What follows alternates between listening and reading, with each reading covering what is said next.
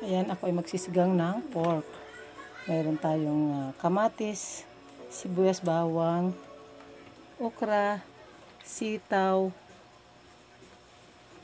labanos, kangkong at gabi. Nasaan na ba ang gabi ko? Basta mayroong gabi. Missing.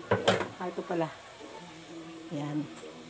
At actually, hindi talaga ako nagigisa ng sinigang, pero ngayon, kasi gabi, medyo hindi na sariwa yung pork, kaya igigisa ko siya.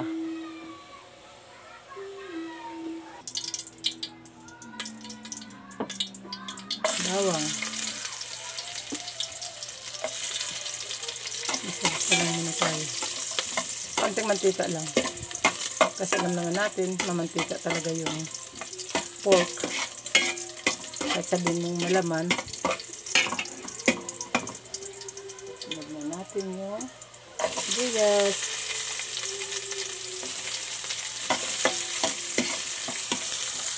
Sunod na rin natin yung kamatis. Bisa-bisa lang natin siya hanggang maluto yung kamatis at para mas masarap yung lasa at saka amoy. Lagyan na natin yung ating pork.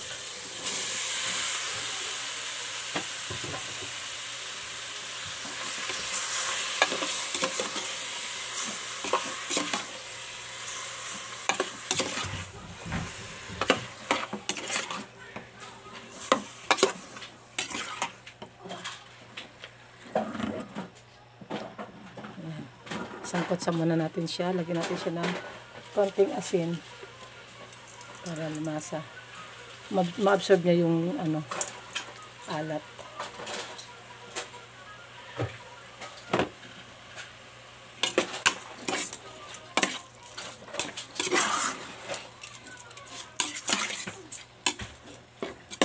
Kasi dapat patis, kaso wala akong patis, na ubusan ako. Kaya asin na lang. Mas masarap kasi pang sangkot sa sana yung patis, kaso kung gano'n. Sorry po at tabagsak yung aking phone na tumba.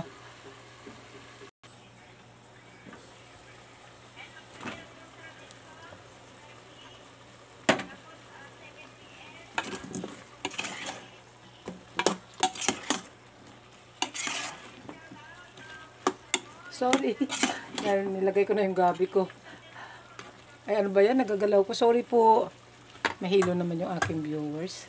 Natamaan ang braso ko.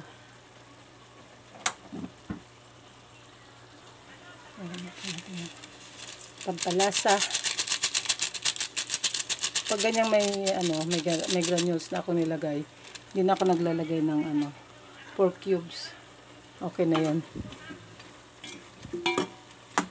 Ayan, at patuyo na siya. Lagay ko na yung aking sabawan na natin siya para pampalambot. Yung aking sabaw, kung napansin nyo, white. Hindi po gata yan, kundi yan ay yung hugas bigas po. Sa mga hindi pa nakatry, subukan nyo. Masarap yan. Malinamnam ang kanyang sabaw. Kasi nga yung bigas, diba? At saka siya, may sustansya din. Masustansya din siya. Kaya ayun, kakaiba yung lasa. Malinamnam din talaga siya.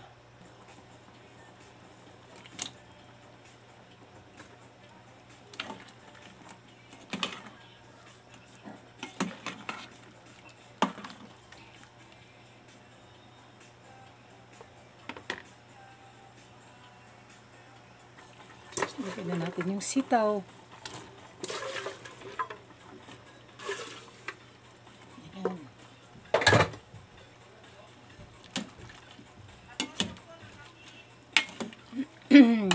Sorry po. Ako gustong-gusto ko lang dito. Gabi. So, yung mga gulay yan. Malambot na yung ating meat, oh. Yan, malambot na ating meat. Palutuin na lang natin yung sitaw bago natin ilagay yung kangkong. Lagyan na natin yung kangkong dahil luto na yung sitaw. Ayan. Kangkong at saka okra, pinagsabay ko na.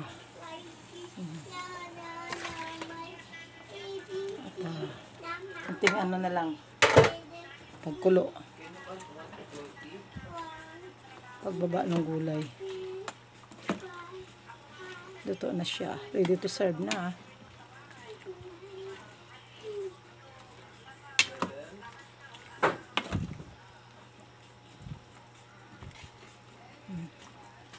Yan. Hayaan mo lang muna natin siya dyan. Okay. Tapan na natin. At ayan, dahil kumukulo na siya, ilagay na natin ang final last. Ayan, ang ating pang-asim. Para sabay na maluto pa siya ng husto.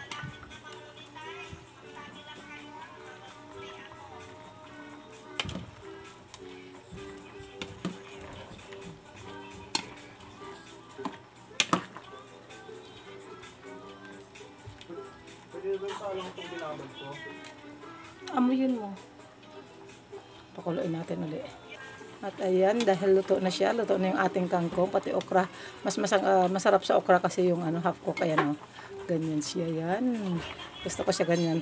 Kung napansin nyo, hindi ako naglalagay ng sili guys kasi may batang kakain. Baka umanghang. Ayan. At syempre, ito yung paborito kong portion, ang tikhiman. Tikhiman natin kung sakto na yung lasa, asim, at saka yung alat. Sakto na yung asim, yung alat na lang ang kulang. Ayan. Minsan, yan. Sakto na yan. Sigurado na yan.